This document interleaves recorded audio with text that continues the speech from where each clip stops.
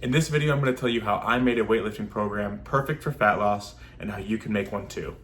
My name is Luke, and I'm well on my way to losing 140 pounds using these principles, so let's get into it. Alright, I'm going to share with you 3 principles for lifting for fat loss that will help you to better understand how you can put together your fat loss weightlifting plan. So first things first, we need to know the primary purpose of lifting weights during fat loss. Lifting weights during fat loss has a ton of benefits. Things like just generally burning calories, calorie partitioning, improving blood sugar, regulating your mood and your hunger. Most people are going to lift weights during their fat loss because they think they're going to be able to put on a lot of muscle while they're losing fat. That can be true in some situations. You can put on some muscle if while you're losing fat if you are a complete beginner, if you've lifted a lot of weights in the past and then you took a hiatus and now you're coming back to it. But the primary reason that we lift weights during fat loss is just to retain muscle mass. It's a purely defensive play. So our weightlifting program needs to reflect that. We can't be doing a weightlifting program as if we're bulking while in a fat loss. It's going to burn us out. It's going to eat us up. We're not going to be able to sustain that amount of effort and volume if we're trying to lose fat. So that is the primary reason that we are lifting weights during fat loss, is just to retain muscle mass. I have tried to do hypertrophy lifting essentially while losing fat, and it has always gone terribly. I've always ended up just completely burnt out. The workouts feel terrible when I'm doing them. I end up just exhausted at the end of the night, and I dread going to the gym. That is not a situation that you want to be in when you're trying to lose fat. You want to make the process as quick and painless as possible. And adding up all this volume and driving your fatigue through the roof is not something that you want to do while you're also in a steep calorie deficit trying to lose fat as quickly as possible. So we need to modify your training to the point where you're feeling all right in the gym, but you're doing just enough work to retain the muscle that you have on you. Now, the second principle is extremely important in its own right, but it also sets up for principle 3. So they kind of go together. You're going to want to listen to both of them. The second principle is to use compound movements more than you utilize isolation movements. Compound movements are multi-joint movements. They go through a longer range of motion. They burn more calories. They're more efficient.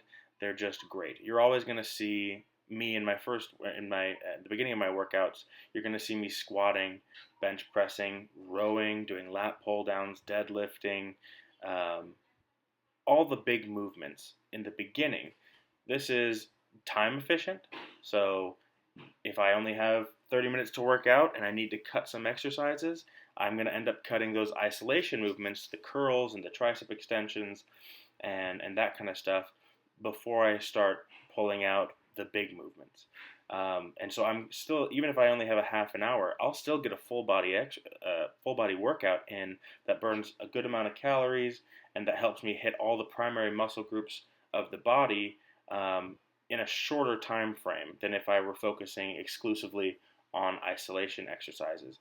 Isolation exercises are still great, but if you try to do your whole workout with isolation exercises, hitting every single muscle group individually with its own exercise, that would take up so much time, and you do not want to do that. Nobody has that time, especially when you're lifting weights.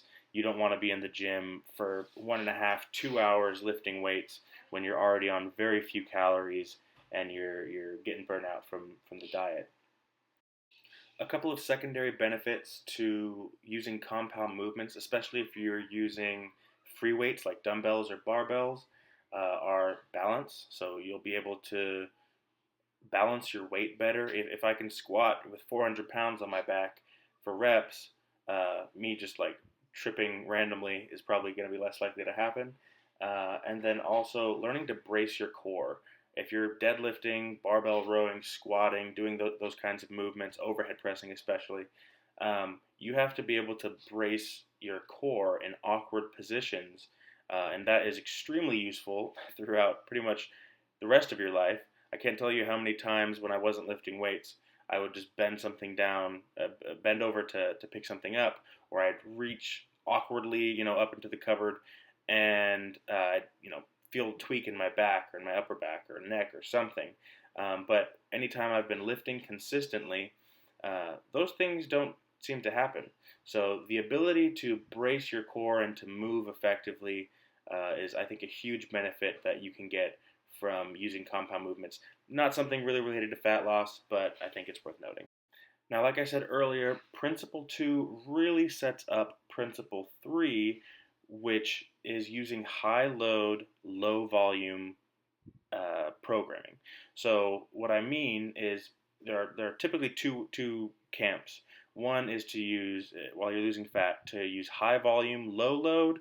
The other is to use high load, low volume. I am very much in the latter camp. So I believe in reducing volume down to half or maybe even a third of what you were doing when you were trying to gain muscle, and then just using that instead of keeping your volume high and reducing load. There are a lot of reasons for why I think this is better, and using compound movements definitely works in your favor if you're trying to keep load high, keep the weight on the bar high while reducing volume. The reason that I think that using high load or high weight on the bar is more important than using high volume is because of what triggers muscle growth and muscle retention primarily, and that is tension on the muscle. So if you want to grow muscle or retain muscle, what you need to do to trigger your muscles to stay, to keep them present, is to put as much tension on the muscle as possible. This is definitely possible while losing fat with heavy loads. I'm typically doing sets of 5 to 10, and in that range, even when I'm using submaximal weights, my muscles are still getting the signal from my weightlifting that they need to stay, that they need to be on me because I'm doing things that require their presence. Now, when it comes to high volume lifting, fantastic. I love high volume lifting, but not during fat loss. The reason being, high volume lifting requires energy. If I'm going to squat with a set of 5, I don't need a ton of carbs in my system to be able to do a heavy set of 5 that well. If I'm going to do a leg press machine or lunges for sets of 20, or leg extensions, or bicep curls for sets of 15, or anything like that, if I'm doing higher rep sets and I'm doing more sets, instead of just doing 2 sets per exercise, I'm doing 4 sets, 5 sets. That requires energy. That requires glucose in your system. And when you're dieting, you're in an energy deprived state. And so what I've always noticed anytime I've tried to lose fat and do high volume work at the same time is that I hate going to the gym because I'll be lifting weights, and then instead of getting a burn and feeling the tension in the muscle and everything, I just can't lift anymore. I don't have the energy in my muscles to lift anymore. And I think that is a sore waste, and that's one of the huge reasons why I far prefer lifting with big, heavy loads for fewer reps and fewer sets rather than lifting with light weights for more reps and more sets, at least while I'm losing fat. Another cool benefit of using load versus volume when programming during fat loss is that you'll definitely over time if you diet hard enough and long enough you'll most likely lose some strength. That often doesn't have to do with losing muscle, but rather losing the kind of proportions needed to maintain those weights and those movements. So people with bigger guts and thicker thighs tend to squat a bit better than people with really slender thighs and really narrow waists. But that's not necessarily true for all movements. So, for example, if in a deadlift, even though my weight is going to be going down and I'm very likely going to be getting weaker in many other movements, my deadlift might actually continue to increase beyond where it was before just because my waist will be slimmer and I'll actually be going up in strength in that movement. Same thing goes for calisthenics, so push-ups, uh, pull-ups, things like that. As I lose weight, and I focus on that moving heavy loads, I'll be able to get to push-ups and chin-ups, pull-ups, stuff like that even faster. So that's a cool secondary benefit to losing weight or focusing on load while losing weight. That is the face of a happy lifter on almost no food. If you like this video, go ahead and check out this one where I outline exactly how I'm going to lose 140 pounds.